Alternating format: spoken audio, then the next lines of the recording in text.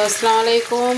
আপনাদের আজকে ট্যাংরা মাছ রান্না করে দেখাবো। ট্যাংরা মাছ একটু ভেজে নিচ্ছি, খুব সহজ রেসিপি।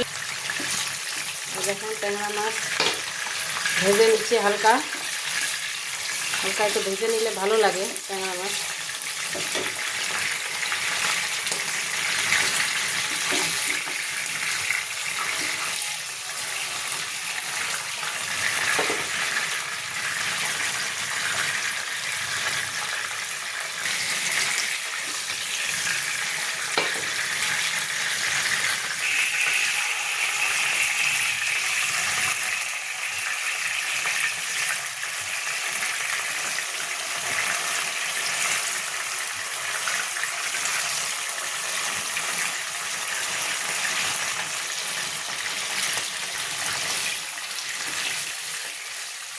হালকা ভেজে নিই,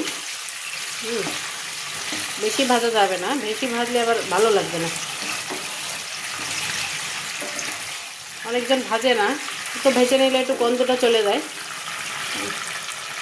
দেখেন কি সুন্দর হালকা, মানে তেলে একটু দিলাম আর একটু এপিট ওপিট ঘুরে ঠিক করে দিলাম। এবার আমি নামাই নেব। এবার একটু পেঁয়াজ দেব, এতে একটু পেঁয়াজ দেব, বেশি না, অল্প একটু পেঁয়াজ দেব।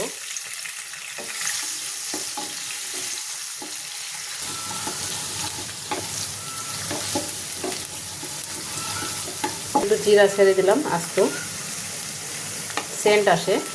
তরকারির কালার ভালো থাকে না, এর জন্য আমি জিরাটা বাটা দিই না, মানে গুঁড়া জিরা দিই না, এটা দিলে ভালো লাগবে এটা। এবার দেবো একটু রসুন বাটা, রসুন বাটা একটু বেশি দিই আমি, মশলা না হলে গন্ধ আসে মাছ। রসুন বাটা দিলাম।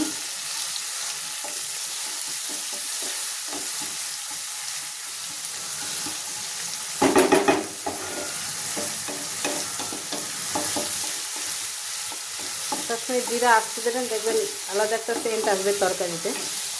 আর বাটা জিরা দিলে তার তরকারি কালার চেঞ্জ হয়ে যায়, কালো হয়ে যায়। আগে রসুনটা একটু পেঁয়াজে ভেজে নিচ্ছি, তারপর অন্য মশলা দেব। এবার আদা বাটা একটু দেব, ডিপে ছিল তাই আমি আবার বের করে রাখছি। এবার আদা বাটা দিলাম, আদাটা একটু ভালো করে ভেজে নিতে হবে। এবার দেবো একটু হালকা হলুদ,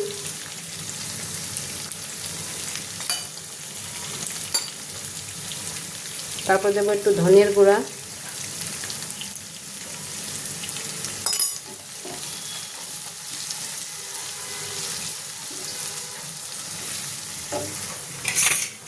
তারপর দেবো একটু ঝাল বাটা,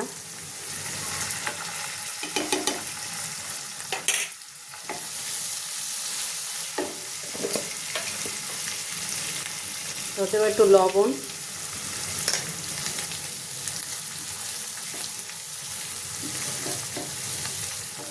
হালকা একটু পানি দিয়ে মশলাটা একটু কষাই নেব।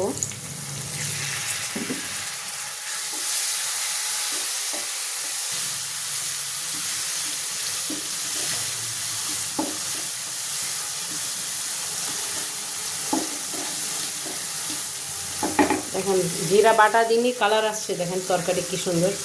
জিরা বাটা দিলে তরকারি কালার কালো হয়ে যায়।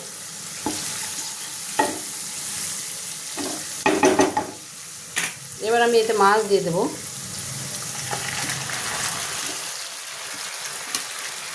আমি এক হাত দিয়ে দেখাচ্ছি তো আপনাদেরকে, তো আমার একটু কষ্ট হয়ে গেছে। মাছ একটু হালকা একটু কষায় নিতে হবে।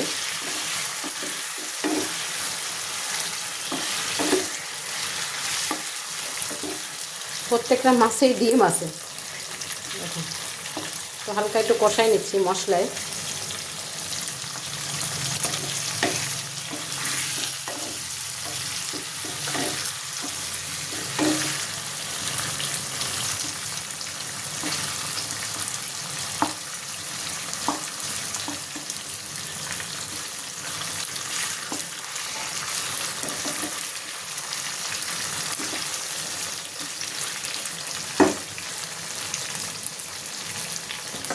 এবার এতে পানি দেবো। তো বেশি করে পানি দেবো, এতে মাছ একটু সিদ্ধ হবে। ট্যাংরা মাছে একটু পানি না দিলে সিদ্ধ হয় না।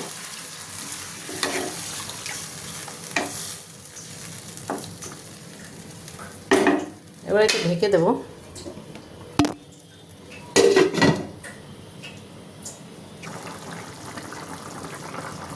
দেখেন মাছ হচ্ছে কি সুন্দর। এই যে ট্যাংরা মাছ, এখন আমি কটা কাঁচা ঝাল দিয়ে দেবো উপর থেকে।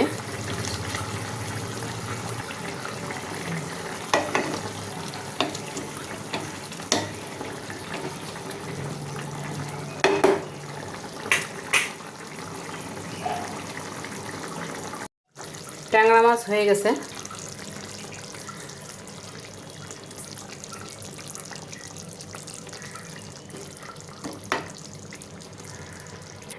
আপনাদের রেসিপি যদি ভালো লেগে থাকে তাহলে অবশ্যই কমেন্ট করে জানাবেন। আল্লাহ হাফিজ।